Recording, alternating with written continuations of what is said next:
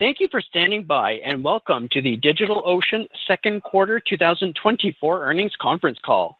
All lines have been placed on mute to prevent any background noise. After the speaker's remarks, there will be a question and answer session. If you would like to ask a question this time, simply press star followed by the number 1 on your telephone keypad. If you would like to withdraw your question, again, press star 1. Thank you. I'd now like to turn the call over to Melanie Straight, Head of Investor Relations. You may begin. Thank you and good afternoon. Thank you all for joining us today to review DigitalOcean's second quarter 2024 financial results. Joining me on the call today are Paddy Srinivasan, our Chief Executive Officer, and Matt Steinfort, our Chief Financial Officer. After our prepared remarks, we will open the call to a question and answer session. Before we begin, let me remind you that certain statements made on the call today may be considered forward-looking statements which reflect management's best judgment based on currently available information. I refer specifically to the discussion of our expectations and beliefs regarding our financial outlook for the third quarter and full year 2024, as well as our business goals and outlook. Our actual results may differ materially from those projected in these forward-looking statements. I direct your attention to the risk factors contained in our filings with the Securities and Exchange Commission and those referenced in today's press release that is posted on our website. DigitalOcean expressly disclaims any obligation or undertaking to release publicly any updates or revisions to any forward-looking statements made today. Additionally, non-GAAP financial measures will be discussed on this conference call, and reconciliations to the most directly comparable GAAP financial measures are also available in today's press release, as well as in our investor presentation that outlines the financial discussion on today's call. A webcast of today's call is also available in the IR section of our website. And with that, I'll turn the call over to Paddy. Thank you, Melanie. Good afternoon, everyone, and thank you for joining us today as we review our second quarter results. DigitalOcean delivered a strong second quarter, building on the momentum from the first quarter and continuing to execute on all key metrics. In my remarks today, I will briefly highlight our second quarter results, provide an update on the leaders we hired recently, share tangible examples of our increasing product velocity, and discuss how we are capitalizing on our AI growth opportunity. First, I would like to briefly recap our second quarter 2024 financial results. Revenue growth has continued to re-accelerate in the second quarter to 13% year over year, reflecting the growing signs of success we're seeing from both a product and go-to-market standpoint, and the continued acceleration of our AI and machine learning products, where ARR has grown over 200% year over year from the Paperspace ARR we acquired last year. In Q2, we also saw the largest step up in incremental total company ARR in nearly 2 years, excluding the quarter in which we acquired the AI/ML business. We also delivered strong adjusted EBITDA margins at 42% and adjusted free cash flow margins at 19%, exemplifying our ability to demonstrate ongoing cost discipline and optimization while continuing to accelerate product innovation. Our second quarter financial results highlight the progress we are making and our ability to execute on the plans we laid out at the beginning of the year. We're also encouraged by the signs of improvement within both our growth profile and our key fundamentals. Net dollar retention was flat versus the previous quarter at 97%, as expansion within our customer base continues to be lower than historical levels, given we are still navigating a challenging macro environment, which is muting the positive impact of our increased product velocity and the stability we have seen in churn and contraction from our solid execution on the various customer success motions. In addition to the increased momentum from our AI/ML products, we received healthy revenue contributions from both our managed hosting products and new customers. Matt will walk you through more details on our financial results and guidance later in the call. In addition to our solid financial performance and accelerating product innovation traction, I'm also excited about the advancements we made in building out the team.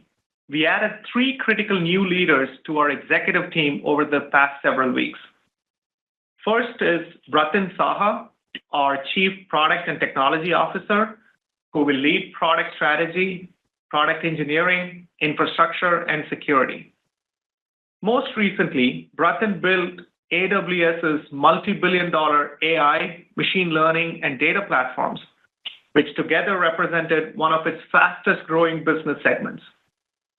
Previously, Bratin worked at NVIDIA and Intel, running many of their software infrastructure platforms. We also announced Wade Wegner as our Chief Ecosystem and Growth Officer, which is a unique role that is highly appropriate for DigitalOcean as we are a very unique company. Our cost-efficient self-service customer acquisition model is one of the most efficient in the industry. As I have said many times, one of DigitalOcean's strengths and a key driver of our customer acquisition model is our passionate community of developers, many of whom have grown or are growing up learning to code on our platform. Wade and his organization will be responsible for supercharging our engagement with this community and for driving our very distinct product-led growth motion.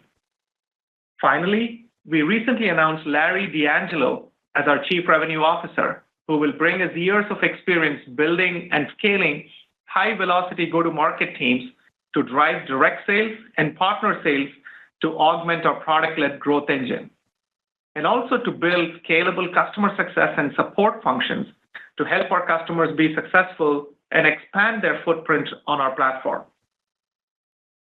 DigitalOcean's strong fundamentals and future potential drew these 3 world-class executives to come join us in our journey.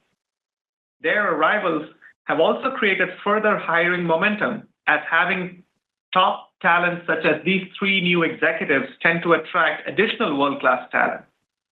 We're already seeing this dynamic play out as they fill out their respective teams. I'm very confident that we now have the right executive team in place to fuel growth, increase product velocity, help our customers be successful, and to continue to execute on our mission of making cloud and AI simple and accessible for developers. Now, let me give you an update on our products. As we continue to listen to our customers and incorporate their feedback, enabling them to grow and scale on our platform, we released 24 new product features throughout Q2, doubling our product velocity from the prior 6 months. We also revived Deploy, our virtual developer conference, which was held on July 9th. I'm thrilled about the success of this event and look forward to continuing to engage with our developer community as we intend to increase the frequency of our Deploy events and do them on a regular cadence going forward. During our July event, we announced a number of material product announcements in response to customer feedback. First, we announced GPU droplets in early availability mode, and this launch democratizes on-demand access to NVIDIA H100 GPU instances for our customers, enabling them to leverage 1, 8, or more GPUs at a time, providing flexible deployment options tailored to the various use cases and budgets. A lot more on this a little later. During Deploy, we also announced our Global Load Balancer product, which we refer to as GLB, which is currently in public beta. This is engineered to bolster application resiliency, eliminate single points of failure, and significantly minimize end-user latency and secure GLB traffic from denial-of-service attacks. It offers global traffic distribution based on geographical proximity of the end user, dynamic multi-regional traffic failover, data center prioritization, edge caching, and automatic scaling of the GLBs. It is intuitive, predictably priced, and tailored to the essential needs of growing technology companies for enhancing their global resiliency. We also recently announced that select DigitalOcean products can now be used to host electronic protected health information. This allows companies such as telehealth providers, healthcare software applications, and health tech organizations to build and scale sensitive workloads regulated under HIPAA on our developer cloud, leveraging select DigitalOcean covered products. During the quarter, we also launched Managed OpenSearch, a comprehensive solution designed for in-depth log analysis, simplifying troubleshooting, and optimizing application performance. With Managed OpenSearch, customers can now pinpoint and analyze log data with a lot of ease, customize log retention, enhance security of their applications, scale to fit capacity needs, and forward these logs from multiple sources. During Q1, we announced that we offer premium memory optimized droplets and premium storage optimized droplets. And in Q2, we finished rolling this out to all of our data centers, and this was a huge milestone for us. We also announced improvements to our app platform, including auto scaling, dedicated egress, and an expanded lineup with entry-level dedicated instances, higher data transfer allowances, and reduced bandwidth overage fees. Dedicated egress provides application developers with fixed IP addresses, enabling them to meet the security needs of their customers who run applications that require whitelisting for authentication purposes. Additionally, with the new expanded lineup, customers can now start small and grow on the platform with auto scaling. Reduced bandwidth overage fees helps customers deploying bandwidth-intensive applications. These updates allow customers more flexibility and features to deploy their production applications. Now, turning to our managed hosting cloud-based offering, we launched Malware Protection, which detects malware and protects our customers from cyber attacks. This add-on includes critical capabilities such as phishing protection, files protection, database protection for WordPress and Joomla, automated malware cleanup, proactive defense, and cron malware cleanup. These are just a few highlights as we continue to add new capabilities and features to achieve our objective of simplifying cloud and AI infrastructure for our customers.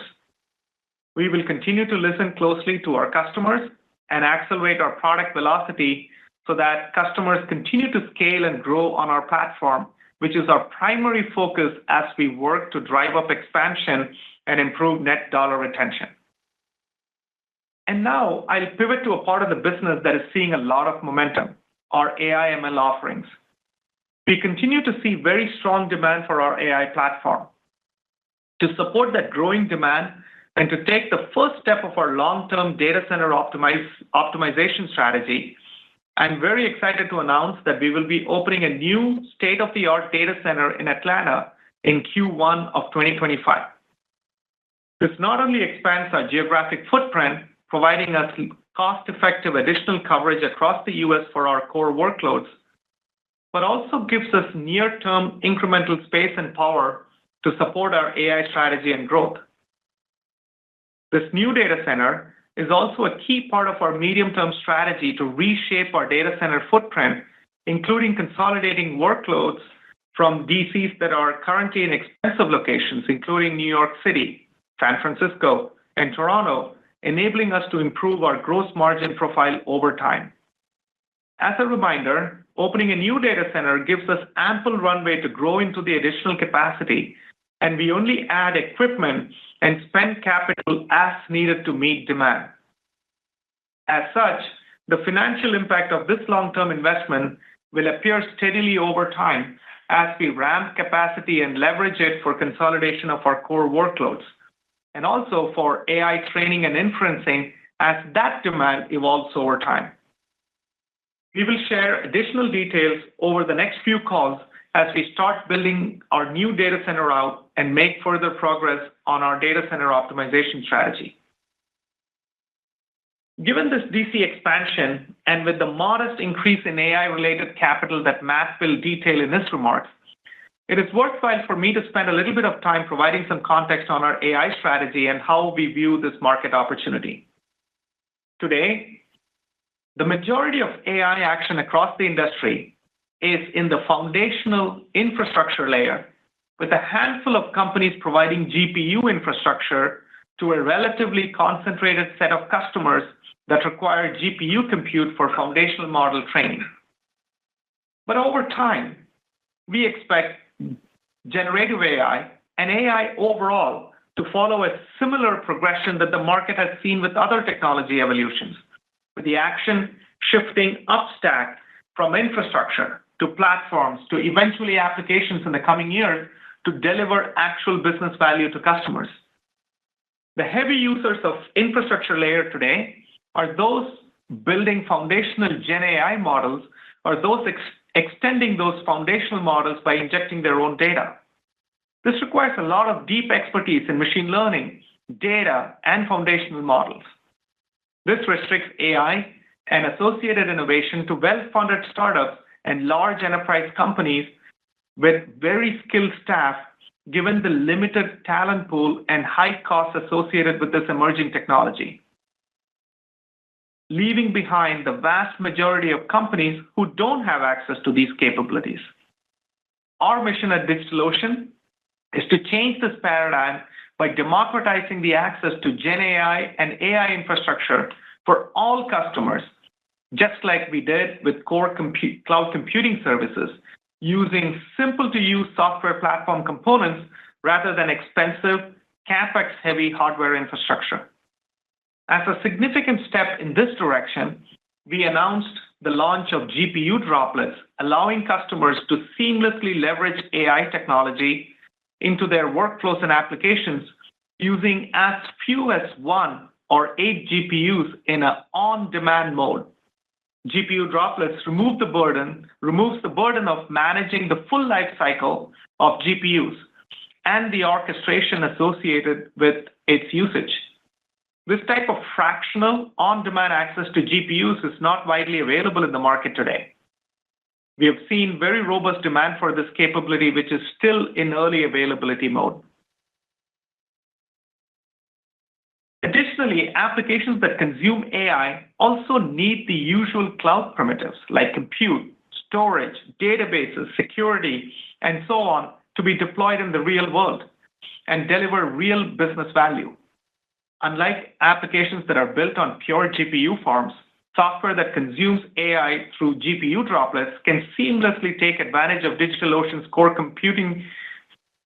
cloud computing platform, making it easy for customers to transition from R&D mode to production very seamlessly rather than having to go through redeployment. Let me give you some specific examples of customers that are building on our AI platform. First example is an advanced stage startup building a lightweight but very fast AI code completion tool for developers with a very large context window using native neural network architecture on our platform. Another example is an AI infrastructure management company that offers a middleware layer to enable rapid training and inferencing for Gen AI models on the DigitalOcean platform. To recap, our longer-term AI vision is more software-centric, with the mission of making it easy for our approximately 638,000 current customers and other companies that look like them to leverage AI in their application stack without needing super deep AI and machine learning expertise. Now, with Bratin Saha, one of the most accomplished AI leaders in the industry, leading the charge for us, we will build on this momentum we have generated over the last couple of quarters and fulfill our mission to democratize AI and make it accessible to all companies. In conclusion, I'm very pleased with the team's performance in the first half of the year. We have seen growing signs of success in our AI machine learning business. Growth in our core business is reaccelerating, and I'm excited about our near and long-term growth potential across all areas of our business. We have the right leadership team in place and are focused on accelerating our product roadmap and deliver new capabilities that we announced this year at Deploy and enhancing our go-to-market motion in the second half of the year. I will now turn the call over to Matt to provide additional details on our financial results and for our outlook in Q3 and the remainder of the year. Over to you, Matt. Thanks, Paddy. Good afternoon, everyone, and thanks for joining us today. In Q2, we continued to execute on the plans we laid out at the beginning of the year. We made progress on key metrics, we continued to see revenue growth reaccelerate, and we delivered favorable adjusted EBITDA and adjusted free cash flow margins. Revenue in the second quarter was $192.5 million, up 13% year-over-year and up 4% quarter-over-quarter. We added $32 million of annual run rate revenue, or ARR, in the quarter, which was 158% higher than the incremental ARR we generated in Q2 of 2023, and was also the highest step up in nearly 2 years, excluding the quarter in which we acquired our AI/ML business. Contributing to this growth was healthy incremental revenue from new customers, increased momentum from our AI/ML platform, which saw significant growth quarter-over-quarter, and contributions from our managed hosting platform, which continues to be one of our faster-growing platforms. All of these together offsetting a flat quarter-over-quarter net dollar retention rate from our existing installed base. Our Q2 net dollar retention rate was 97%. As we saw last quarter, we continued to see stable performance in net expansion, which is defined as expansion net of contraction on our core DigitalOcean platform.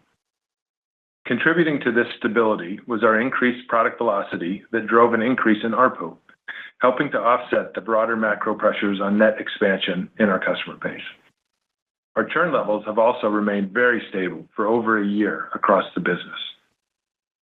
We are encouraged by the stability in NDR and the modest sequential improvements we are seeing, despite the challenging macro environment, which is muting the pace of improvement in NDR, and despite a positive but lower contribution to NDR from our managed hosting platform, now that we have fully lapped last April's price increase. We continue to expect stable NDR and expansion levels through the end of the year, despite these ongoing headwinds. To further improve our net dollar retention rate, we will continue our solid execution, accelerating our product roadmap, refining our pricing and packaging models, and enhancing our customer success motions. Beyond NDR, we continue to see acceleration within our AI/ML platform. Q2 AI ARR has grown over 200% year-over-year from the ARR we acquired last year. We have also successfully navigated much of the initial supply chain and implementation risk that we had identified earlier in the year and are now working aggressively to keep up with demand. We anticipate this momentum to continue for the balance of the year, given the demand for our AI solutions. Turning to the P&L, gross margin was 61%, which was consistent with the prior quarter and up 100 basis points from the prior year. The 100 basis point year-over-year improvement is primarily a result of the success of our ongoing cost optimization efforts, which to date have more than offset our continued investments in AI infrastructure. Adjusted EBITDA margin was 42% in the second quarter, which was ahead of guidance and approximately 200 basis points higher than the prior quarter. This beat was primarily driven by strength in gross margin and our ongoing operating cost discipline. Diluted net income per share was $0.20, and non-GAAP diluted net income per share was $0.48. GAAP and non-GAAP diluted earnings per share increased by $0.19 and $0.04 respectively on a year-over-year basis. This is a result of our ability to increase our per-share profitability levels by driving both operating leverage and reducing our share count. Finally, Q2 adjusted free cash flow was $37 million, or 19% of revenue. Turning to our customer metrics, our total Q2 customer count was approximately 638,000, representing an increase from 637,000 customers in Q1. The number of builders and scalers on our platform, those that spend more than $50 per month, was approximately 161,000, an increase of 7% year-over-year. The revenue growth associated with builders and scalers was 15% year-over-year, ahead of our overall revenue growth rate of 13%. The number of builders and scalers on our platform, which represent 87% of our total revenue, increased by approximately 3,000 quarter-over-quarter. The continued growth of our largest spending cohorts is a direct result of our focusing our product development and customer success investments on these builders and scalers. The increase in our higher spend and higher growth customers also resulted in our total average revenue per user, or ARPU, increasing 9% year-over-year to $99.45. With our substantial free cash flow generation, our balance sheet remains very strong as we ended the quarter with $443 million of cash and cash equivalents. We also continued to execute against our ongoing share repurchase program and completed $10 million of repurchases in the quarter. Moving on to guidance, we expect Q3 revenue to be in the range of $196 to $197 million, representing approximately 11% year-over-year growth at the midpoint of our guidance range. For the third quarter, we expect adjusted EBITDA margins to be in the range of 37 to 38%, and non-GAAP diluted earnings per share to be 39 to 41 cents, based on approximately 102 to 103 million in weighted average fully diluted shares outstanding. As a result of the steady performance in our core platform and strong demand we are seeing for our AI platform, we are increasing the bottom end of our full-year revenue guide by $10 million, projecting revenue to be in the range of $770 to $775 million, a $5 million increase in the midpoint of our guidance range, and representing year-over-year growth of approximately 11 to 12%. As demonstrated through the first half of 2024, we remain committed to driving continued operating leverage in our core DigitalOcean platform. Given our solid performance in the first half of the year, we are raising our adjusted EBITDA margins guidance for the full year to be in the range of 37 to 39%. Turning to adjusted free cash flow, we anticipate making appropriate incremental investments through the second half of the year as we continue to capitalize on the AI opportunity to fuel future growth, although we anticipate these investments having only a modest impact on our cash flow margins. We expect adjusted free cash flow margins for the full year to be in the range of 15 to 17%. As a reminder, adjusted free cash flow can vary quarter to quarter given the variability of our capital spend and our working capital timing. From an overall strategic capital allocation perspective, we will continue to be good stewards of our capital and will evaluate opportunities to maximize shareholder return, maintaining financial flexibility while continuing to evaluate investments across share repurchases, incremental capacity, and balance sheet management. We are also raising the top end of our prior non-GAAP diluted earnings per share guidance and now expect this to be in the range of $1.60 to $1.70. That concludes our prepared remarks, and we'll now open it up for a Q&A. Thank you. We will now begin the question and answer session. If you would like to ask a question, please press star one on your telephone keypad to raise your hand and join the queue. If you'd like to withdraw your question, simply press star one again. Your first question comes from the line of Gabriela Borges from Goldman Sachs. Your line is open. Good afternoon. Thank you, and great to see the step up in ARR. Patty, I wanted to follow up on your comments on AI strategy. Help us understand, are you saying that other GPU providers don't offer the same level of fractional access that you do with droplets? And then broadly speaking, comment on the competitive environment. There are a number of well-funded GPU providers that are spending orders of magnitude more CapEx than you are. How do you think about the sustainability of your differentiation when you're up against competitors that have that kind of CapEx spend? Thank you. Yeah, thank you, Gabriela. Great question. So as I started the prepared remarks by talking about our AI strategy and how it is differentiated, I want to remind everyone we are also a very strong player in the GPU infrastructure as a service today. So we have very competitive offerings all the way from bare metal to virtualized environments. And what we announced with the GPU droplets is a strategy which enables access to fractional GPU access, and also with the ability to orchestrate the life cycle through the virtualized environment that we provide with GPU droplets. So it just takes the overhead of having to manage the whole infrastructure, makes it super, super easy for those workloads, which we believe are going to be more important for customers that are digital natives, but also the types of customers that typically reside on our platform. So they are looking to build applications that consume AI and leverage different parts of the AI infrastructure in a way that extends existing AI models. They're not model builders per se, in the sense that they're not trying to build another foundational model. So we feel our AI strategy, which includes the GPU infrastructure, is tailor-made for customers that are looking to consume AI, not necessarily build foundational models. So when I talked about the GPU droplets, that's an abstracted version of the core GPU as a service. And then we also, in the Deploy conference, we also announced and showed an early preview of what we call as the next generation of our platform as a service offerings.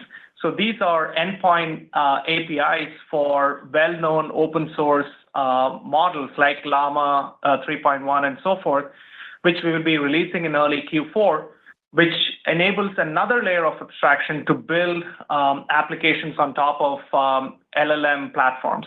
So we feel our strategy is going more upstack and enabling applications that derive business value from AI rather than focusing on model builders that are building and training foundational models.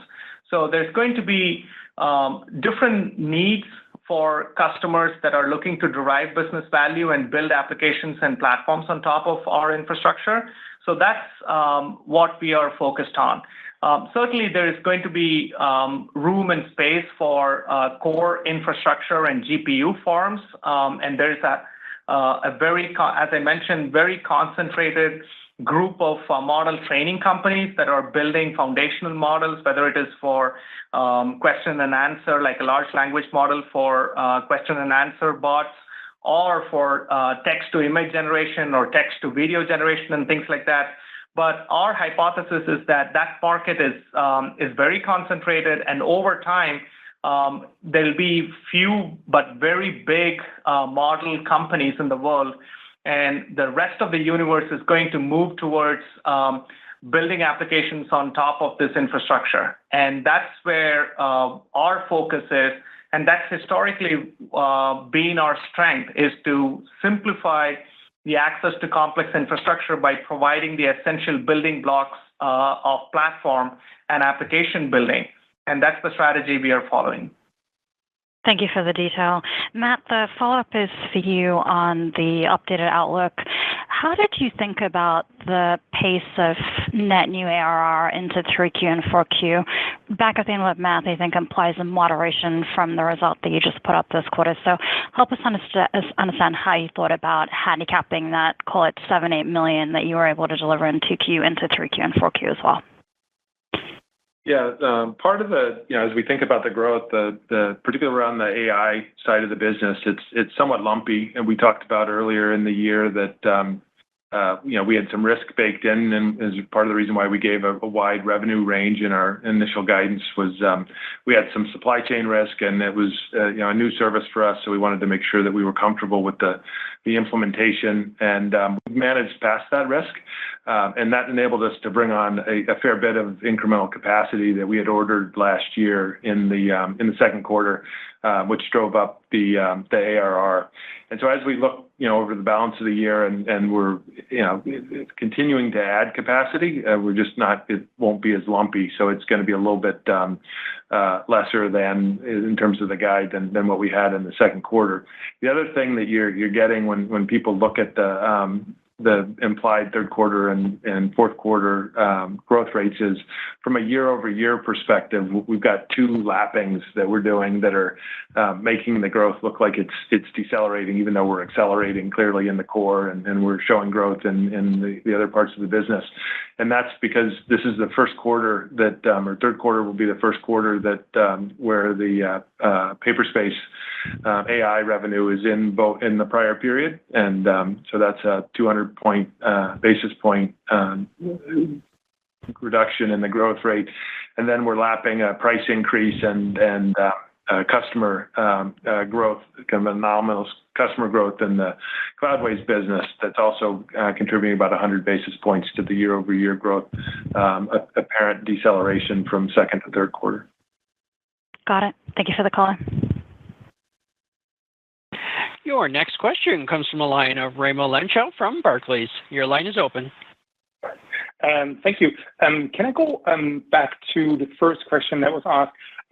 Just, given that we are kind of early on that Gen AI journey, so we don't really fully understand how this is going to play out.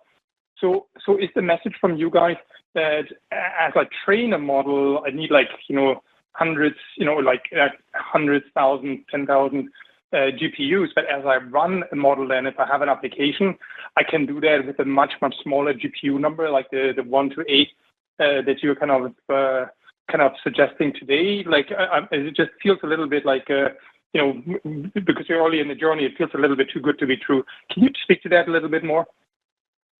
Yeah, Raimo, thank you for the question. So there are three types of AI users today. One is the true foundational model builders, like an Anthropic, Mistral, folks that are building the foundational models. And the second one is what I call the AI extenders. So they take these models, say a Llama 3.1, an open source model, and they inject or they enhance it using their custom data. It could be a company that has, say, for example, a geospatial data, and they enhance an existing LLM with their own custom data source and create a slightly modified version of an existing foundation model. So for this class of customers, they definitely don't need hundreds of thousands of GPUs. And the third type of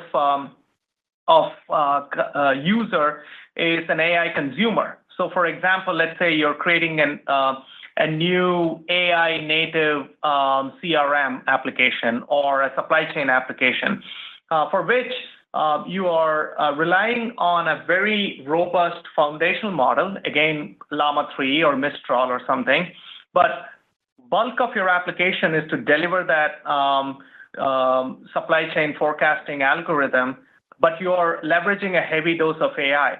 But you don't need the same kind of physical raw compute power that the Category 1 or Category 2 company needed. So these are different types of use cases. So the AI model builders, AI model extenders, and the AI model consumers all have different requirements and need GPU capacity at different scales. And what we are seeing is we are definitely addressing the needs of the second and the third category that I just talked about. And another way to think about this, Raimo, is as with any technology wave, you have infrastructure providers. In this case, this is NVIDIA and all the foundational model builders. They're laying the infrastructure. But the true business value is going to be when this infrastructure is leveraged to build platforms, like simple example would be operating systems based on x86 architecture, and then you have applications which are the ones that truly deliver business value for everyone. So as this AI wave goes up stack from one layer to the other, we feel there's a tremendous amount of need to democratize the access to these GPUs and also provide other software frameworks on the platform layer and infrastructure layer, which is what we are building now. Okay, perfect. That makes total sense. Thanks for the clarification.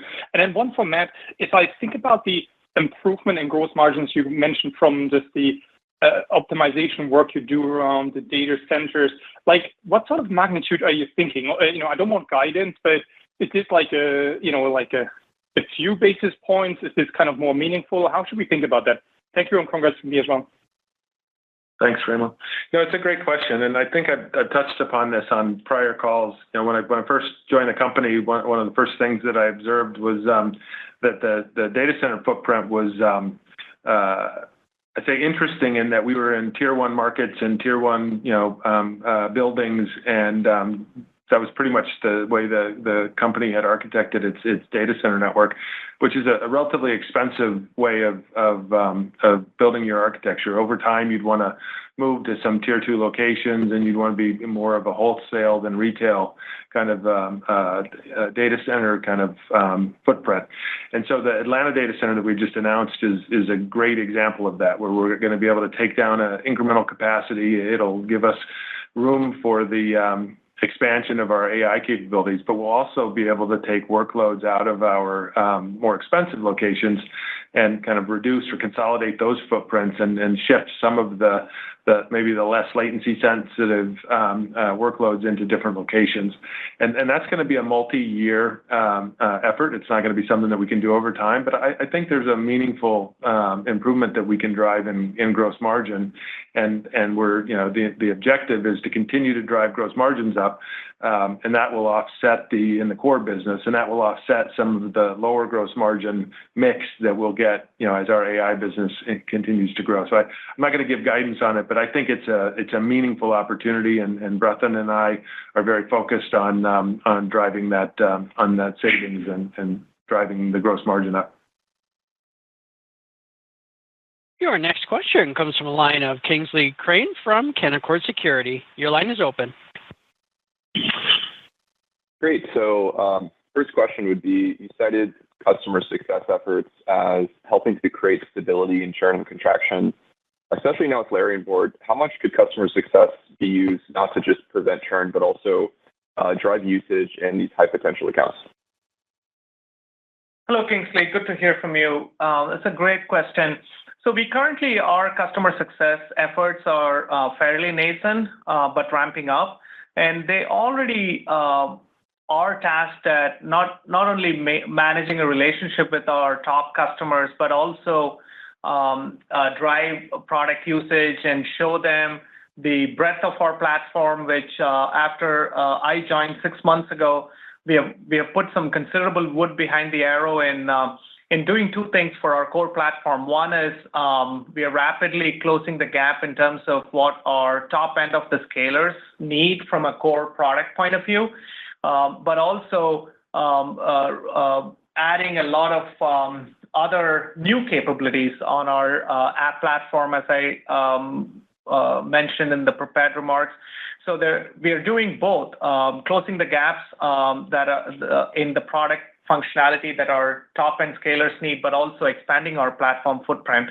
So our customer success reps they get trained in all the latest and greatest, and they take that message to our customers and help expand the footprint of these large customers and in how they're leveraging our platform.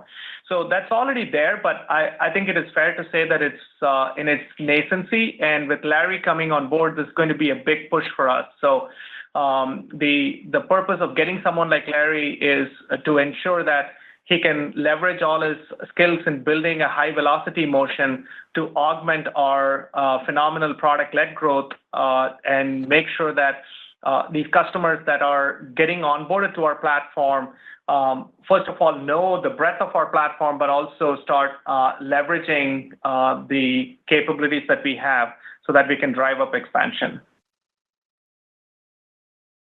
That makes a lot of sense. And then I want to return to the GPU topic. Comments on the availability. It's great to see that out in the market. And the fractional on-demand consumption is relatively unique. We've spoken in the past about software will differentiate you from the other providers. So just want to check in on Gradient specifically. How important is that to the vision, and how is that acting as an on-ramp for customers? Yeah. So yes, I completely agree that software as a differentiator is going to be the one that we are going to bank on. And so right now, let me again refresh everyone's memory in terms of the offerings we currently have. So at the bottommost layer, we have a bare metal GPU platform. And we just announced the GPU Droplets, which provides virtualized and fractional and on-demand access, which is also a pretty big deal. Virtualized, on-demand fractional access to GPUs is what the GPU Droplets provide. And then a layer up above that is our platform as a service offering, which is Gradient. And we are doing a lot of work on that platform as a service layer, and we'll be announcing a slew of enhancements over the next 90 days to add a lot of capabilities on the platform as a service layer. We believe it is going to be an important front door for customers to start adopting these AI capabilities. And the abstractions that we are providing right now, like for example, when customers come into the Gradient platform, yes, they know that they are leveraging GPUs, but that's not why they are coming to our platform as a service offering. They're coming because it is super compelling to organize their AI/ML workspaces and share it amongst their colleagues and publish it to different repos and things like that. So there are many different reasons why they come there. And oh, by the way, when they have to push something to testing or production, they leverage the GPU infrastructure we have, in which we have a variety of different hardware, not just H100s. We also have a variety of different GPU hardware that helps customers for different use cases. So I think software is extraordinarily important as we go up the stack, and Gradient is a very differentiated offering for us, and we are working quite a bit on enhancing Gradient over the next 90 days. Really encouraging. Thank you. Your next question comes from a line of Patrick Walravens from JMP Securities. Your line is open.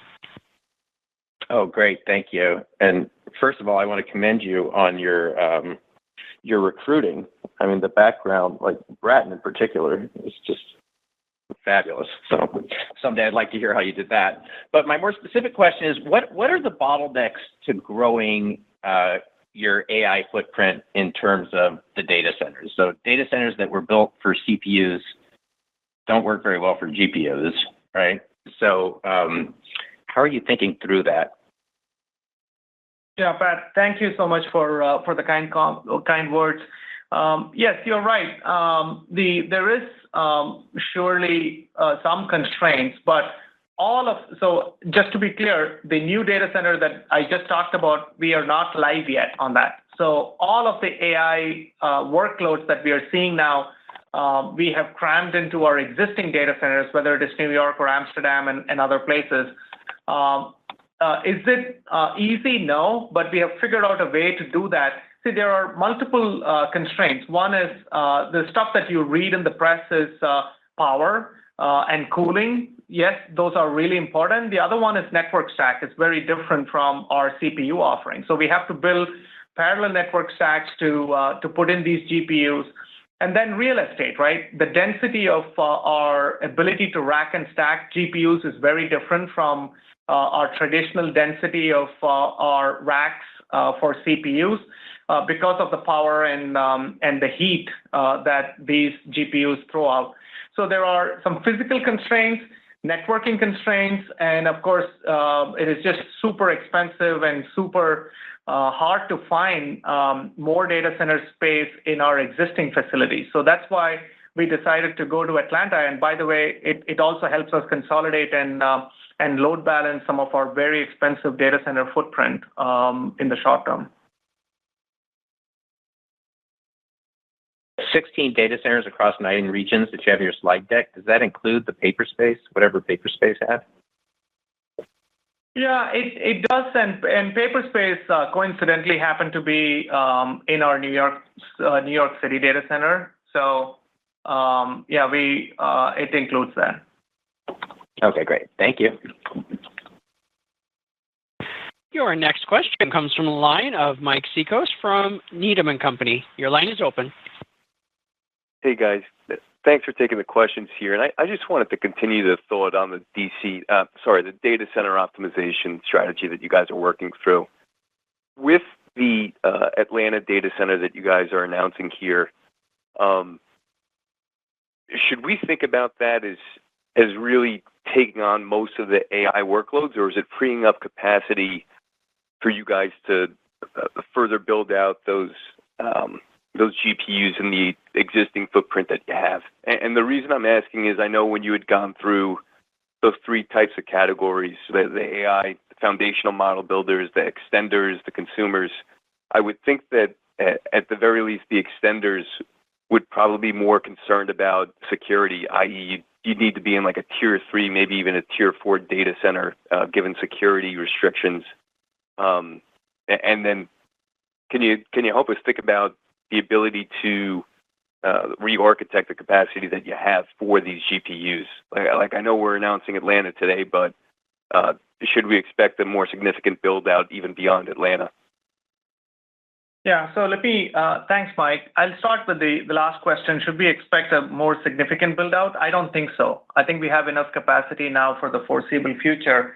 But I think the way I look at it, Mike, is slightly differently, which is as we go up the stack, the workload goes from training to what we in the industry call as inferencing. And inferencing, it is important to minimize the latency. So if you ask me whether all of Atlanta is going to be consumed by AI, no, because that's why Matt and I have been talking about we need to consolidate and load balance across all of our footprint, because a lot of the AI capacity will also be in the West Coast or in Canada or in Europe or Asia, because as our inferencing demand grows, some of our customers are already asking us to put GPUs in inferencing mode closest to where their customer density is, whether it is West Coast or Asia. So luckily, we have a fairly distributed data center footprint across the globe. So we are going to take this opportunity to optimize and load balance and consolidate some of these data centers so that we can do a couple of things. One, in our core business, we can continue to look at improving our gross margins, get out of these expensive locations, and leverage larger scale data centers like the one that we just talked about. But B, as the AI world moves from training to a more inferencing mode, we want to also have the ability to deploy the inferencing GPU capacity closest to where our customer demands are, so that we can reduce latency and give them the horsepower they need for inferencing. So that's how I look at it. Matt, is there something you want to add? No, I think you answered it, Patty. I think to answer the first part of your question, Mike, that it's not going to be filled with the Atlanta data center is not going to be filled with GPU, but it will take a big chunk of our capacity, and part of that is just getting that GPU capacity that, as Patty said, we put in some of our more expensive locations. There's a more cost-effective way for us to do that, and we'll migrate a lot of that. That will free up capacity in those more expensive locations for workloads that are more relevant for that, where they require that latency, or it's justified to have them in the more expensive locations. So this is just a great opportunity for us to combine two very important initiatives. One is extending our GPU runway and the capacity we have, and the other is to just load balance and cost optimize in our existing footprint. And just to add one more thing to make it clear, we are not going to rush to fill out the capacity to the brim. So this gives us land and space and power, but we are going to fill it up as part of our consolidation strategy and as our AI demand grows over the next few years. Got it. And then just a quick follow-up for Matt. Just coming back to the prepared remarks on the net dollar retention.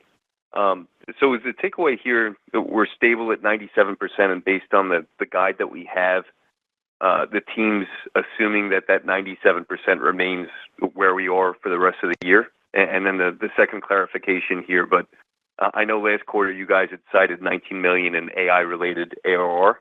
Can you give us an update on what that is this quarter? We're not going to guide. We're not going to provide the details at the kind of platform level at this point going forward. But I think with the 200% increase in growth, the 200% growth rate, not just increase, but 200% growth rate on what we acquired, you should be able to figure it out in terms of what the ARR was for the AI business. And I'm sorry, the first part of the question was around the 97%. No, what we're trying to be is, we're doing a lot to drive NDR up. Clearly, our goal is to try to get that above 100 and have that be a tailwind. And we're making good progress on a lot of the initiatives, as Patty talked about, and the new products and the increased product velocity is contributing. But what we're seeing is just primarily the expansion is just stubborn. It's not increasing at the pace at which we'd like to see it, and a lot of that is just our customers aren't growing as fast as they were previously, and their recovery is not as fast as we would like.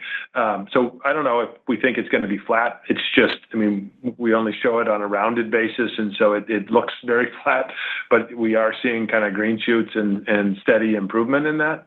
So I think the plan and the guidance that we have doesn't require it to get any better than it is today. And so that people shouldn't worry about, but we're clearly working aggressively to try to get it up above 100. And I'm optimistic that we'll see movement in it. It won't stay completely flat, but it's because it's such minor movements. We're just kind of saying it's going to be stable. Terrific. Thank you.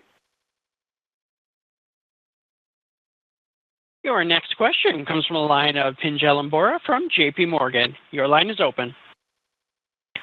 Oh, great. Thanks for taking the questions, and congrats on the results. Patty, you have really strengthened the leadership team, obviously with the number of hires that you highlighted. As these leaders kind of settle into their seats, how should we think about some of the changes that they might be trying to drive? And are these changes more focused on for the next year or the second half of this year? And any expenses related to those changes that we should be thinking about in the model? Yeah. Thanks, Pinjalim, for the question. I'll answer it in the reverse order. Should we expect to see a different expense profile? No. I think we are going to be super disciplined, and I don't think there's anything fundamentally different that we are going to be doing that will call for a foundationally different looking P&L or expense profile. In terms of what we should expect in terms of their impact, I would say let's take the three key functions, right? On product and technology, Bratin obviously brings a wealth of AI ML background. So as we go through the rest of the year, you should hear a lot from us in terms of both core product innovation as well as our AI strategy.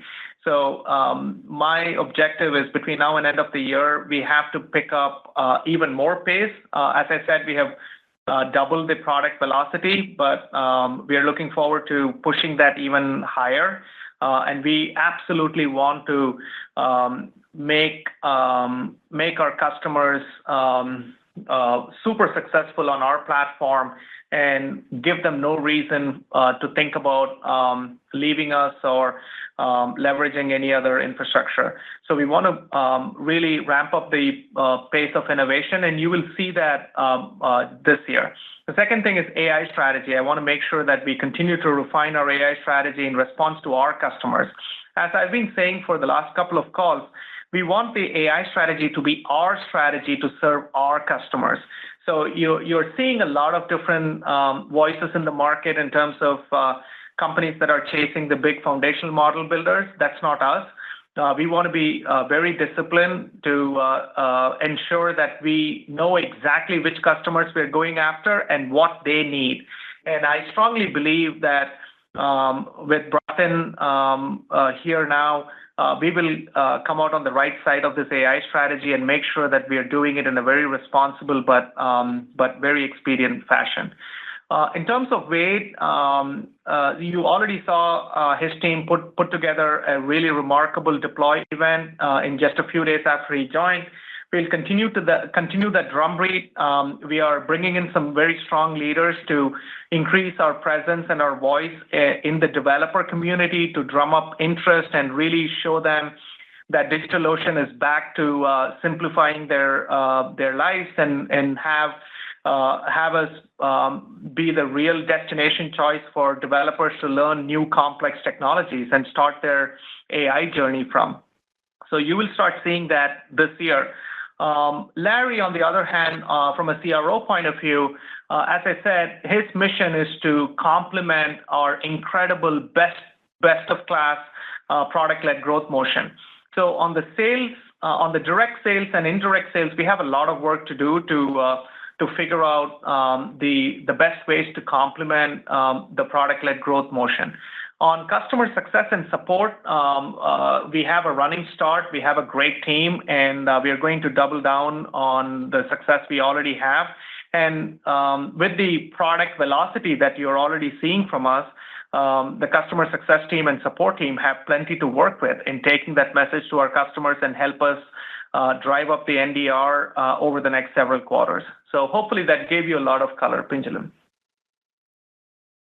And that concludes our question and answer session. I will now turn the call back over to CEO Paddy Srinivasan for closing remarks. Again, thank you everyone for spending your hour with us. As I mentioned, we are super excited with the progress. We have a lot of work to do, and we are looking forward to staying engaged. And you all have a great rest of the day. This concludes today's conference call. Thank you for your participation. You may now disconnect.